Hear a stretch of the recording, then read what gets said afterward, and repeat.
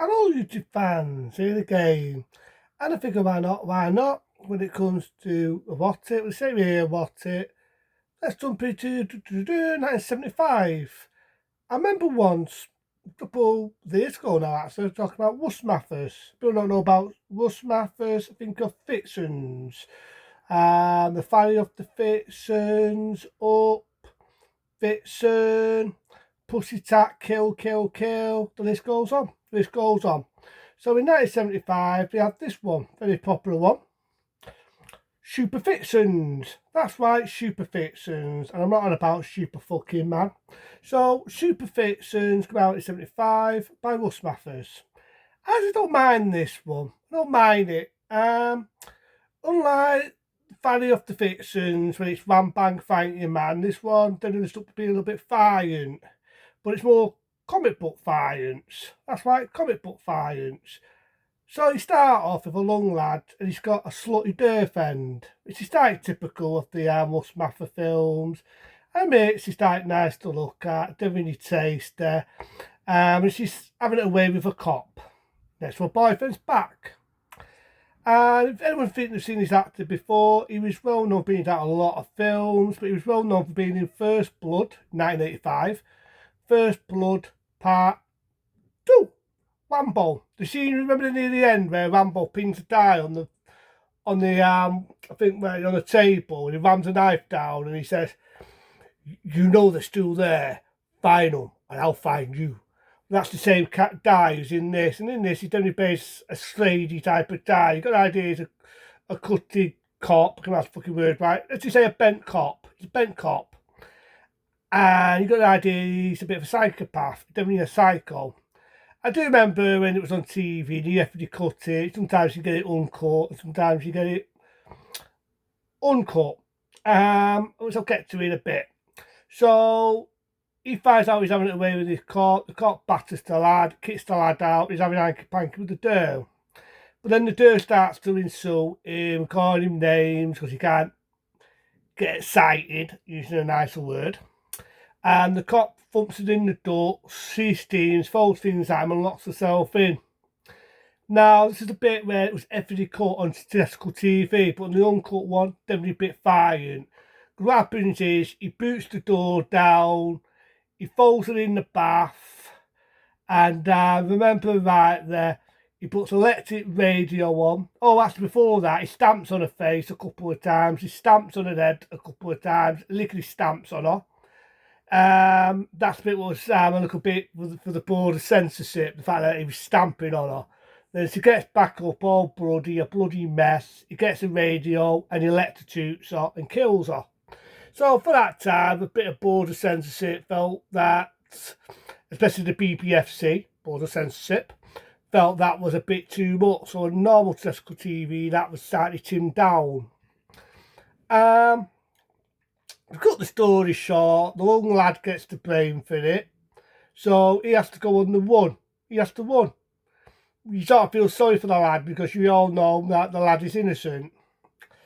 And basically, it's more like an adventure story, a revenge film, and so on. And a lot of shit happens to this lad. You don't really feel sorry for this fucking lad.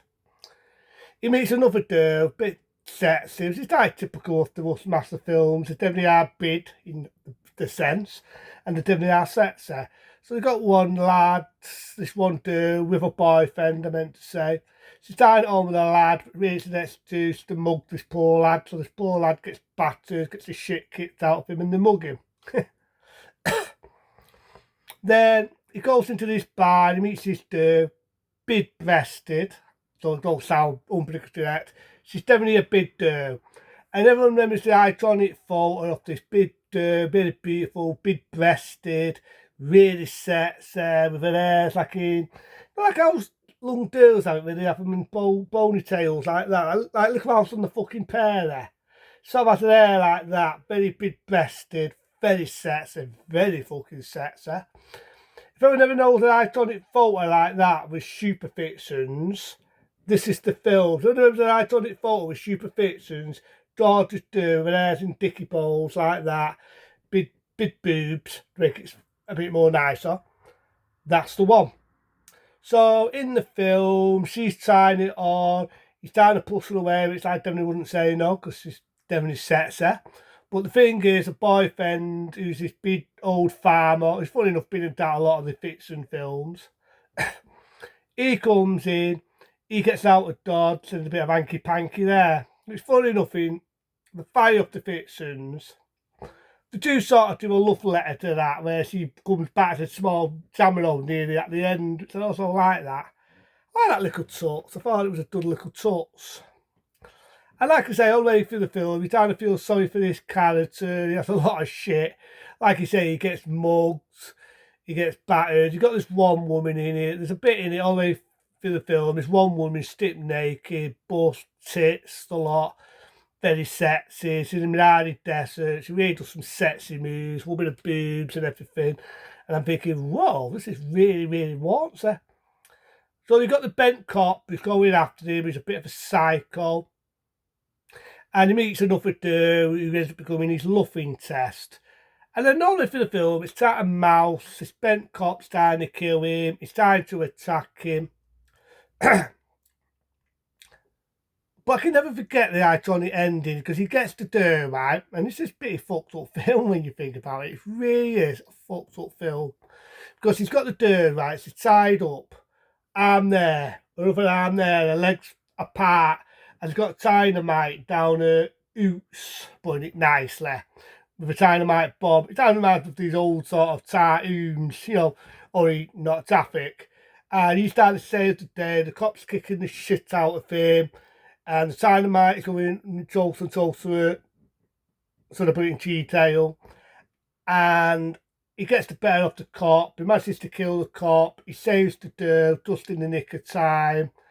And now it is the end of Supervixens. So, apart from Toffin. So, apart from that, yeah, I didn't really mind Supervixens. Russ Matthews Supervixens, I didn't really mind it. Is it as good as the Fire Up the Vixens? No, I think the last one was my favourite. Is it as good as Up? No, because I felt Up was more engaging, it had more bonking, it had tits, but with me, Russ Matthews was more for humour. It was more for the comic book. So in the Defiance was comic book. The blood was over the top. The tits were like really big and nice to look at. But again, it's not like wham bam, thank you man. It's not like I'm watching fucking porn. It's more comic book. When you got the bonking, it's comic book. When you got the violence, it's comic book. Yeah, I can kind of see why originally the She Race Durfing gets battered to death and he stamps on her and she's a bloody mess. Then he electrocutes her. I can kind of see why on terrestrial TV why that was Tim down, but in its uncut form, I didn't mind it. Yeah, it was fine. Yeah, it was had some tits, had nudity. I like the one that played the bent cop because I think he played a good role, may rest, because I know he's no longer with us. And like I said, I kind of felt sorry for the lad. He gets famed for killing his girlfriend. We know he's innocent. He gets battered. He gets mugged. He falls in with his dirt. He's doing a bit breasted. Technically, I wouldn't say no, but the boyfriend's round the torno, which I thought was funny. There's a bit where she's tying it on, and it's like a barn. I could put it. It's like, let's say you've got a barn, and the barn's wobbling and bouncing up and down where she's trying to fucking ride him. So it did get me a few chuckles, that.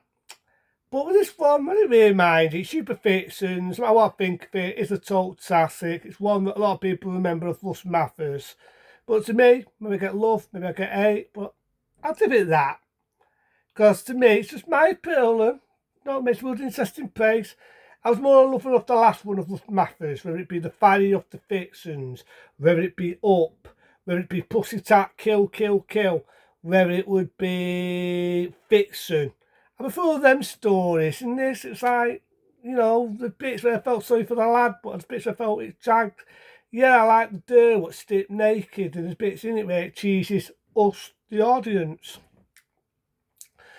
And so on, but I'm just more of a lover of them, so I'm going to give it a 2-star rating. It's not bad, but it's not shit. I mean, it's not bad, but it's not a masterpiece. But everyone, if anyone remembers Supervixens, an iconic photo a woman, dark hair down here with like dicky balls, bit like the cross on the pair there, one down there, big boobs, put it bluntly, she's got big tits. Top there, definitely knows she's big breasted, definitely teasing us, the male audience, with the word Supervixens. We'll know the iconic photo. It's this amazing photo. The girl who did that amazing pose, I've got to admit, she totally turned me on. She was the most sexiest girl I've ever seen in any iconic photo. So I don't remember that iconic photo. Big breasted woman, long lass I should say. Hair's in a bow tail, red top, boobs back to the popping into your fucking face. We'll know that iconic photo. Supervixens. But yeah, I'll say it again, without a two. A 2-star rating from me.